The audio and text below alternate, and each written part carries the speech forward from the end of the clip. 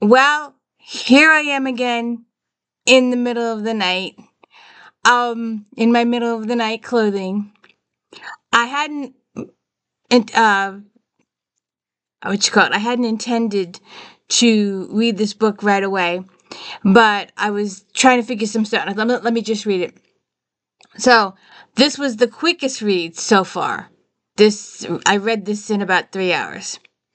And welcome to the D. Louise book series. I'm Christina, Kristina. This is where I read books, talk about books, no special effects, no theme music, none of that fancy stuff going on here. And if you could please spread the word that I exist, I would appreciate it greatly. So we're in book 4 of Ursula Blanchard's uh, books of Fiona Buckley. And she starts the book out with child and she miscarries. Oh, be prepared for spoilers. I won't tell you how the book ends, although it's really interesting how it ends. And I'm anxious to kind of sort of hit the next one or the one after that. Because some of the stuff at the end was interesting. So, she's enjoying her time with Matthew in France in the beginning of this book, and she ends up the child is breached and they don't know enough to turn the kid around, so he dies. And Ursula's life is, at risk too. And her and Matthew have some words. So she decides to send for Meg. She hasn't seen her kid in 2 years. She really wants to see Meg. She sends Dale and Broccoli, her lady's maid and manservant, to England to get Meg, spend a couple of days at the Hendersons, and then just take Meg back to France with them. However, Meg is taken away, but not by Dale and Broccoli. He gets taken away by this Lady Thomasina. And Lady Thomasina, the family, I was going to do this, and I don't want to layer you down with this information. You could read it in the book. I was trying to do the family tree situation. I was trying to make all the connections, and I'm like, you can read it. She's supposedly descendant, deeply cousin related to Ursula, and she takes Meg and Bridget, the nanny. You don't hear too much from Bridget.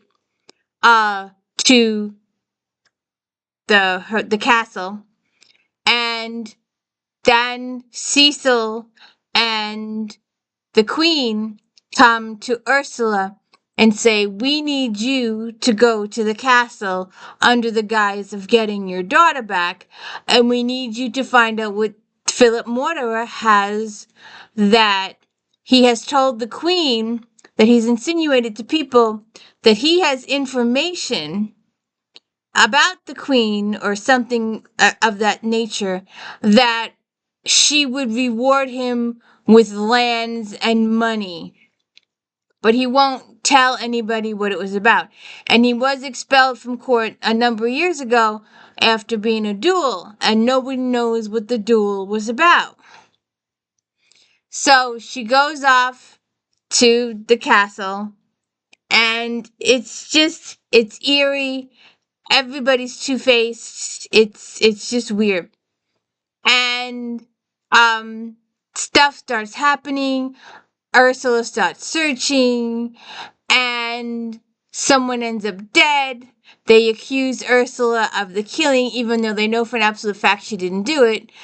But they accuse her anyway, and then they lock her up.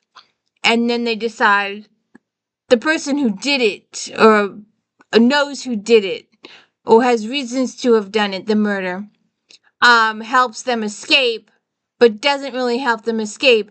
Helps them escape to a tower, and they lock them in the tower where they're supposed to die, because history has another famous couple dying a while ago, a couple hundred years or so, because they were locked in and they were deprived food, water, anything. They were just locked in there to starve to death and die.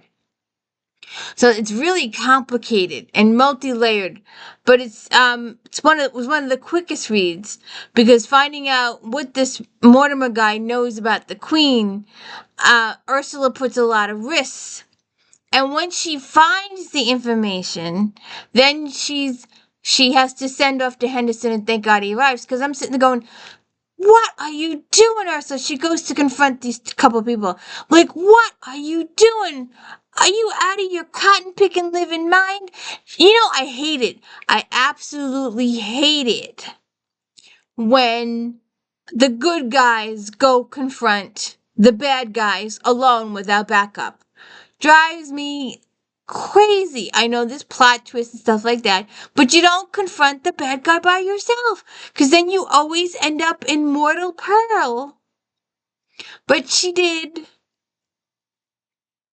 And then they gotta confront somebody else.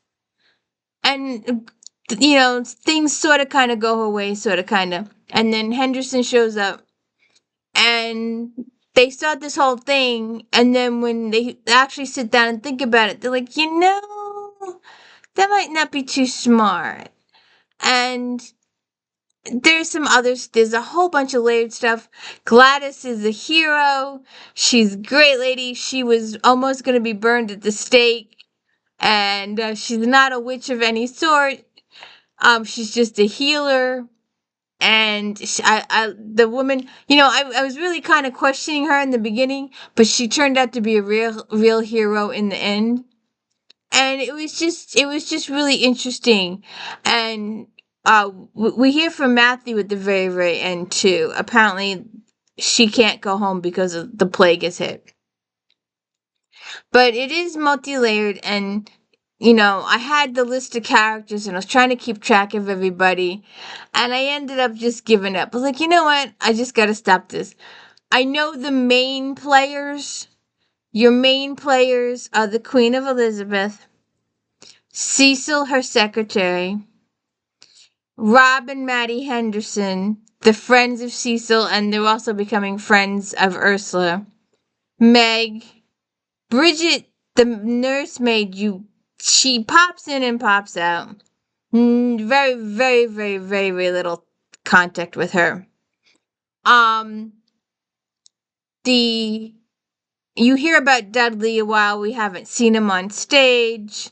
As one of my authors says, that when the characters sit down and have lunch together on the page and they talk about the food, whatever, blah, blah, blah, that's on stage. But if you're told about Sally and Joe had dinner last week, then that's off stage. So Dudley really isn't on stage here at all. There's a few mentions of him, but that's about it. I'm trying to think. And Alice, the kid, is a little bonkers. It's just how many people are sleeping with this guy is unbelievable. There's this Rafe guy, and he's supposed to be the ward of Philip, and Philip is doing him really nasty. He's doing him really nasty. Because Rafe is in love with Alice, and they want to be married, but Rafe has money, but not enough money to satisfy Philip. So he's setting his ward up to marry this really rich guy. And when Rafe gets killed, then Philip is set to inherit all of Rafe's stuff. And Rafe was set to come into his stuff at 21, and he's not 21 yet.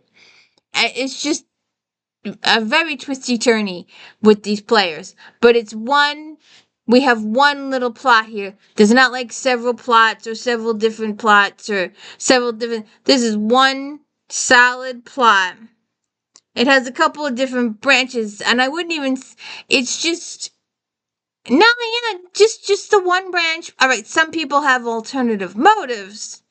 Some people, a lot of people don't know what Philip's thing is, but once they finally learn what Philip's thing is, although I really don't think some of the people's actions are for Philip, but for their own safety situation. There is, some touch and go moments, but the plot is just one solid plot line. There's not too many individual plot lines. And I don't want to really kill the ending for you, but I'm anxious to get on to the next books. Although I'm going to take a break and read something else first. But because at the end of the book, she's like, I didn't see XYZ until 20 years later. I'm like, what? We lost 20 years? When's the next book start? I gotta go check out the next book and see when it starts. It's like, no way. No way we're gonna go from 30 to 50. We've got 23 more books to go through. As you recall, I was quite angry because I like these sort of books. Although Ursula's getting a little bit better. Not much in the authority figure thingy. Um, I'm still comparing her to Beatrice Small, Sky O'Malley, and I can't help it.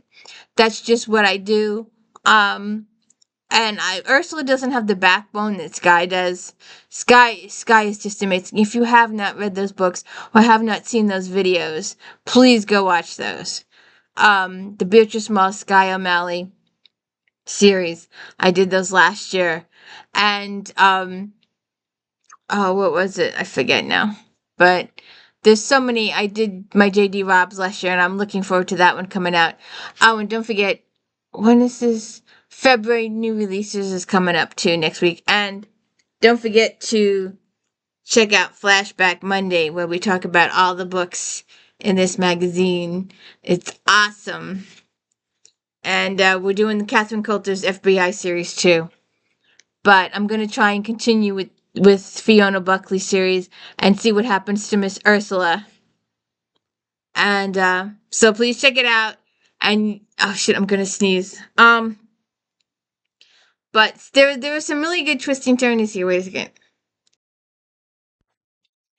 That bouncing around at the end though threw me for a loop. The 20 years in the future, and then a flashback to present day. It just threw me, all the back and forth in the last chapter just kind of threw me. But otherwise, it was good. It was the quickest read so far. I got through this in a few hours compared to the other ones where I was just like, it's like read a chapter, put it down, read a chapter, put it down, read a chapter, put it down. But no, this one I read straight through, and it only took a couple hours to get through it. So join me for the next ones. Have a good one.